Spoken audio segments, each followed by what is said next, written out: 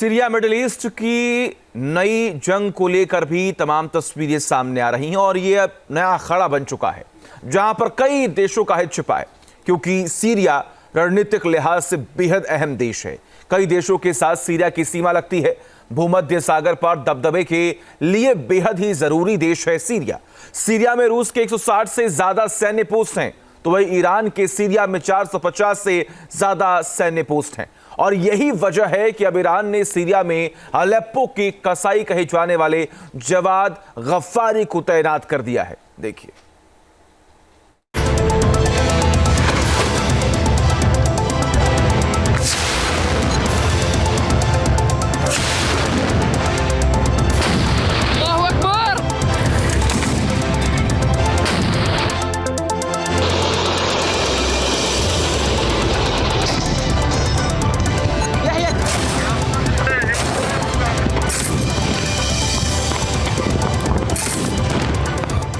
क्या सीरिया में होगा तख्ता पलट?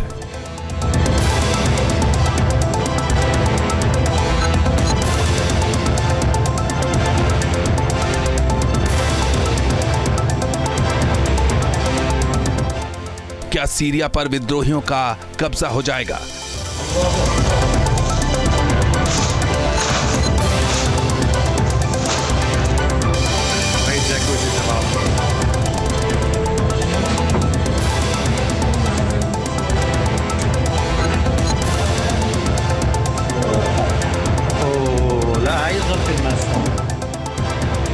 सीरिया में इस वक्त भीषण जंग छिड़ी हुई है। मिडिल ईस्ट का एक मोर्चा कुछ दिनों के लिए खामोश हुआ तो दूसरा खुल गया।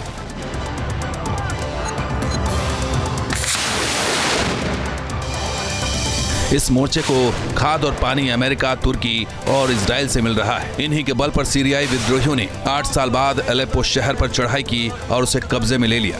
अल्लाह अकबर, अल्लाह अकबर। लेकिन अब रूस और ईरान एक्टिव हो गए हैं। रूस के बाद ईरान भी सीरिया में सेना भेज सकता है। बीते 24 घंटे में इस मसले पर ईरान में काफी हलचल देखने को मिली है।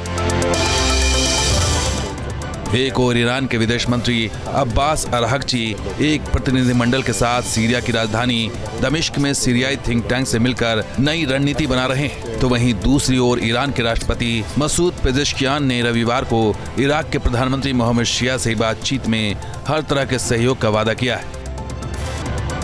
ईरान के राष्ट्रपति पेजेश्कियान ने सीरिया में जारी विद्रोहियों के हमले को आतंकी कार्रवाई बताते हुए कहा है कि ईरान सीरिया में हयात अल तहरीर अल शाम और दूसरे विद्रोही गुटों के हमले के खिलाफ सहयोग के लिए तैयार है। पेजेश्कियान के इस बयान से माना जा रहा है कि सीरिया में बशर सरकार की मदद के लिए ईरान भी अपनी सेना भेज सकता है। सबसे बड़ी बात कि ईरान सीरिया में IRGC के सबसे खूंखार कमांडर को तैनात कर चुका है। IRGC कुद्स फोर्स ने अपने वरिष्ठ कमांडर जवाद गफ्फारी को सीरिया में तैनात किया है। गफ्फारी को अलेप्पो का कसाई कहा जाता है। गफ्फारी 2011 में सीरिया में तैनात होने वाले पहले IRGC कमांडरों में से एक थे।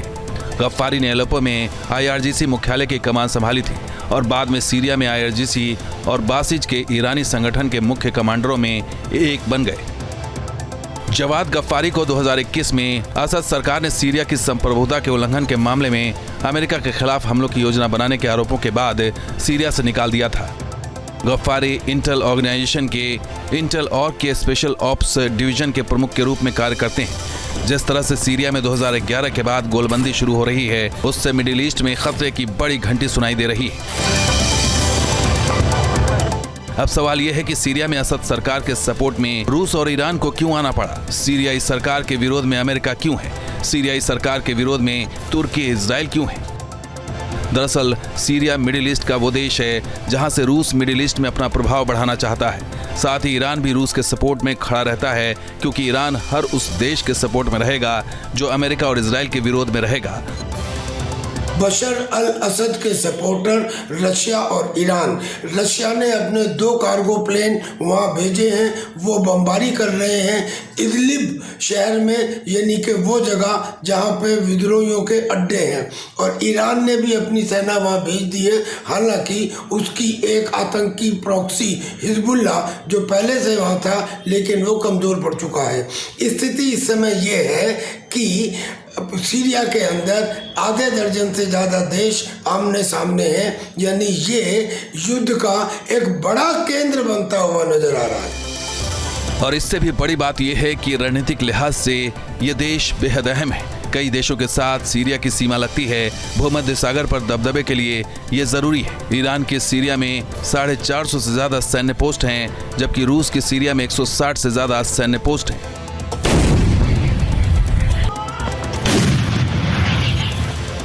सोचिए सीरिया में ईरान और रूस का कितना स्टेक दांव पर लगा है। सीरिया वो देश है जो मिडिल ईस्ट में दबदबे के लिए बेहद जरूरी है। यही वजह है कि रूस मौजूदा सरकार के समर्थन में है, तो वहीं अमेरिका असद सरकार के विरोध में। और अब मिडिल ईस्ट में महाजंग का अखाड़ा सीरिया बनता जा रहा है। Team news nation. News nation अब व्हाट्सएप पर खबरों के ताजा अपडेट के लिए न्यूज नेशन के इस QR कोड को स्कैन करें।